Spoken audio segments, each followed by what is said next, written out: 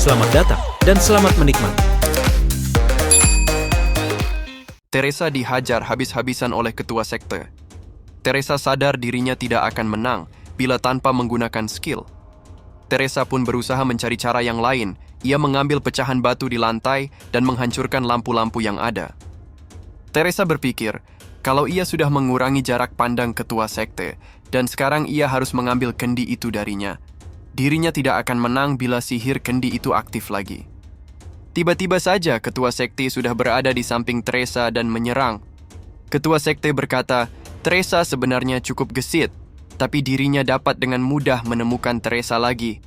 Rambut Teresa yang pirang berkilau sangat jelas terlihat, walaupun dalam kegelapan. Setelah dirinya membuat pingsan Teresa, ia akan menangkap Andrea yang sedang bersembunyi. Lalu Teresa akan melihat secara langsung dirinya mengorbankan Andrea sebagai tumbal. Teresa pun melarikan diri lagi. Waktu jeda skill sihir itu mungkin sebentar lagi. Bila dirinya tertangkap, Andrea pasti akan diincar selanjutnya. Teresa melihat ada pecahan batu yang cukup tajam dan mengambilnya. Saat ketua sekte melihat rambut Teresa, ia berkata, dirinya berubah pikiran. Bila Teresa bersumpah menjadi pengikut, dirinya akan membiarkan Teresa hidup. Mungkin dirinya akan menjadikan Teresa sebagai utusan Demon King. Jadi, mengapa Teresa tidak keluar saja bersama Andrea? Saat ketua sekte menyergap, ternyata itu hanya rambutnya saja yang digantung. Teresa muncul dari belakang dan berlari mengincar kendi itu. Teresa sadar kalau dibandingkan pengorbanan Jin Hyuk, rambutnya itu tidak berarti apa-apa. Tapi reaksi ketua sekte lebih cepat dan akan menyerang balik Teresa. Tapi tiba-tiba saja, sebuah kendi dilempar mengenai kepalanya. Ternyata Andrea yang melemparkan kendi itu. Saat perhatian ketua sekte teralihkan, Teresa segera mengambil kendi itu dari genggaman ketua sekte. Sebelumnya Jin Hyuk sudah memberitahu Teresa untuk mengingat mantra yang akan ia berikan. Gunakan itu saat kendi sudah berada di tangan Teresa. Teresa merasa kalau sekarang adalah waktunya. Lalu Teresa mulai merapalkan mantra yang Jin Hyuk ajarkan, dan mata kendi itu mulai bersinar. Lalu Teresa mengarahkan kendi itu ke arah ketua sekte, dan terlihat sihirnya keluar mengincar ketua sekte. Ketua sekte pun mati di tangan sihir kendi miliknya, dan muncul notifikasi. Bos lantai kelima sudah dikalahkan. Sambil membangunkan Jin Hyuk, Teresa berkata, dirinya sudah berhasil, Jin Hyuk dapat bangun sekarang. Dirinya meminta maaf, karena sudah keras kepala mengikuti Jin Hyuk ke sini. Dirinya tidak akan melakukannya lagi, jadi tolong bangunlah. Muncul notifikasi, karena bos sudah dikalahkan, kekuatan Demon King menghilang. Larangan penggunaan skill diangkat. Blessing of the Star milik Jin Hyuk aktif, player dihidupkan kembali. Jin Hyuk mengatakan, kematian adalah hal yang menyakitkan. Tapi, mengapa Teresa menangis lagi? Teresa juga menangis waktu mereka berada di labirin. Sambil memukul Jin Hyuk, Teresa berkata, air matanya mengalir begitu saja. Jin Hyuk mengatakan, lukanya masih sakit. BTW, mengapa Teresa memotong rambutnya? Teresa bertanya, mengapa kita tidak mendapatkan pesan lantai ini terselesaikan, walaupun bosnya sudah dikalahkan? Jin Hyuk mengatakan, kondisi untuk menyelesaikan lantai kelima adalah melarikan diri dari tempat ini. Dengan kata lain, saat kita melewati pintu keluar itu, akan dihitung sebagai penyelesaian. Tapi ada satu yang spesial dari tempat ini, posisi bos di lantai kelima ini dapat dipindahkan. Mengalahkan bos bukanlah syarat untuk menyelesaikan lantai ini, dan yang memiliki relik ini akan menjadi bos baru di lantai ini. Dan dirinya memutuskan untuk menjadikan Andrea sebagai bos baru di tempat ini. Dirinya sudah berjanji akan membuat Andrea hidup di dunia yang bebas ini. Sekarang di sini, Andrea harus menjalani hidup sesukanya. Muncul notifikasi, Andrea mengambil alih posisi bos lantai kelima. Andrea bertumbuh dengan cepat dan mewarisi kuasa kepemimpinan. Andrea langsung tumbuh menjadi seorang wanita dewasa. Andrea bersujud di hadapan Jin Hyuk dan berkata, dirinya bernama Andrea, penguasa dari tanah yang tandus ini. Semua makhluk hidup termasuk dirinya akan menuruti keinginan Jin Hyuk. Jin Hyuk mendapatkan notifikasi, bos lantai kelima bersumpah setia kepadanya. Jin Hyuk mendapatkan kesetiaan dari bos monster. Setelah lantai kelima diselesaikan, chat stream mulai membanjiri Jin Hyuk dengan pujian. Penipu yang menjual Hearthstone palsu ditangkap dan dihajar sampai babak belur. orang-orang yang selamat di lantai 5 mulai bersaksi atas usaha Jin Hyuk.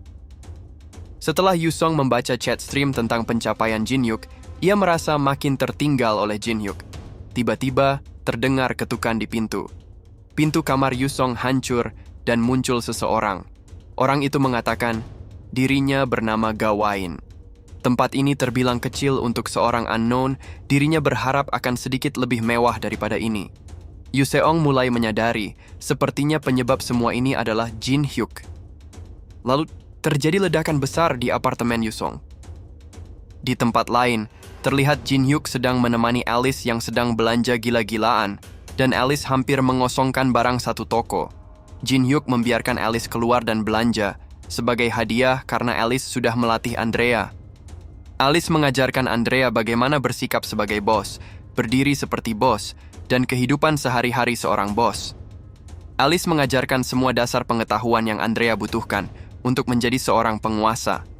Andrea pasti akan berguna untuknya suatu hari nanti. Saat melihat statnya, Jin Hyuk menyadari kalau pertumbuhannya sangat cepat. Ia mendapatkan 78 stat adaptability dari lantai kelima. Player yang berlatih di dungeon mungkin sekitaran level 30 sekarang. Dengan passive gap stat miliknya, tidak ada satupun player yang lebih baik darinya. Jin Hyuk juga mendapatkan hadiah dari penyelesaian lantai kelima. The Mirror That Blurs Lines, dengan benda itu, Jin Hyuk dapat berpindah lantai sesuai dengan level miliknya, dan dapat membawa satu orang ikut serta. Lalu Jin Hyuk menelpon Sekretaris Min. Sekretaris Min melaporkan banyak orang yang ingin bergabung ke dalam guild, dirinya sampai kesusahan karena itu.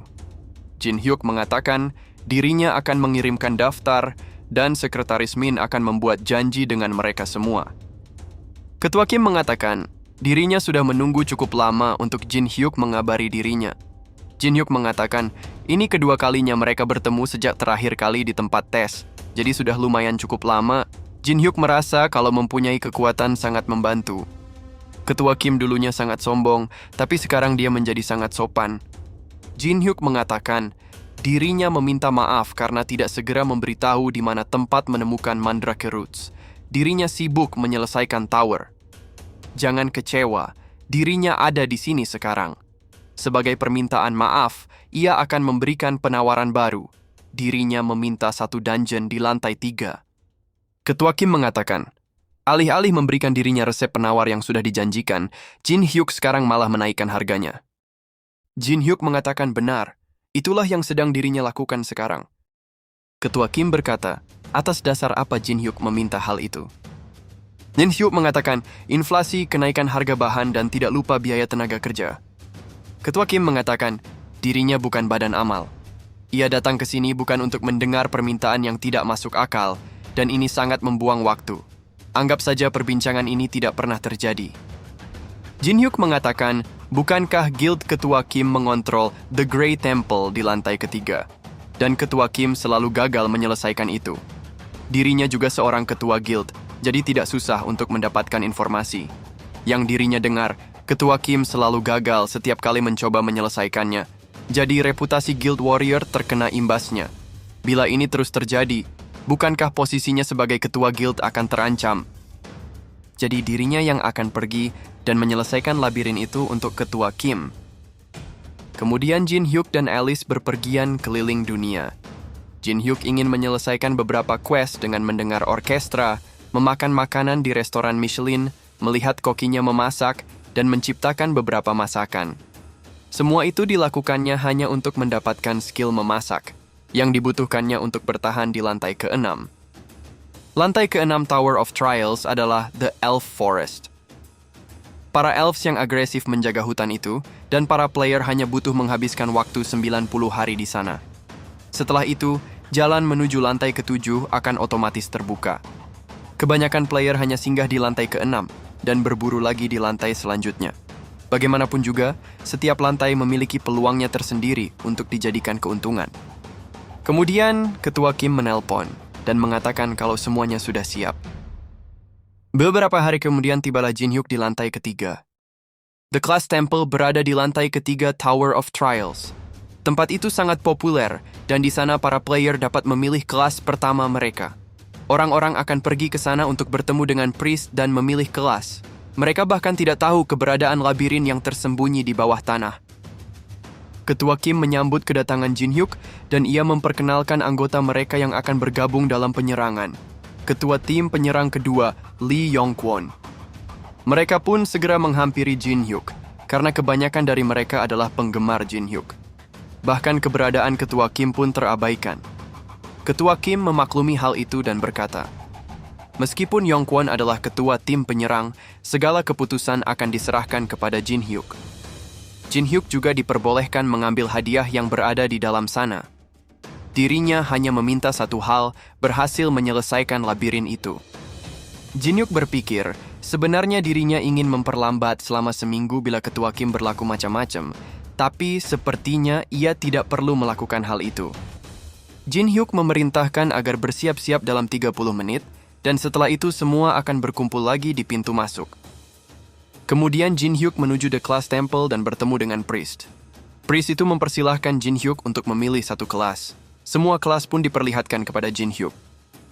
Jin Hyuk sudah pernah mencoba semua kelas yang populer dengan karakter keduanya. Lalu Jin Hyuk mengurutkan kelas itu berdasarkan kepopuleran. Kemudian Jin Hyuk memilih kelas Barrier Master, kelas yang tidak populer dan sangat sulit untuk digunakan.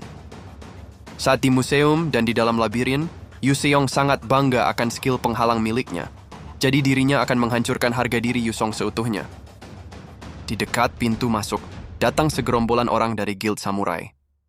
Ketua Kim mengatakan, mengapa Guild Samurai datang lagi ke tempat ini? Dirinya sudah pernah mengatakan ini, ia tidak memperbolehkan Guild Samurai ikut serta dalam penyerangan ke The Grey Temple. Orang itu mengatakan, tidakkah Ketua Kim tahu, orang-orang sangat kecewa karena kegagalan yang terjadi terus-menerus.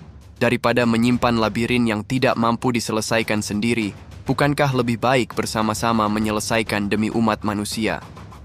Orang-orang membicarakan Guild Samurai. Sebagai guild yang belakangan ini berkembang sangat cepat, mereka mempunyai kerjasama yang baik dan mereka juga handal dalam mengumpulkan informasi. Saat Ketua Kim dalam keadaan terdesak, Jin Hyuk menghampiri Ketua Kim. Kehadiran Jin Hyuk menjadi pertanyaan besar bagi orang itu. Apakah Jin Hyuk bekerja sama dengan Guild Warrior? Jin Hyuk mengatakan, dirinya tidak berniat menguping, tapi yang dikatakan orang itu terdengar aneh.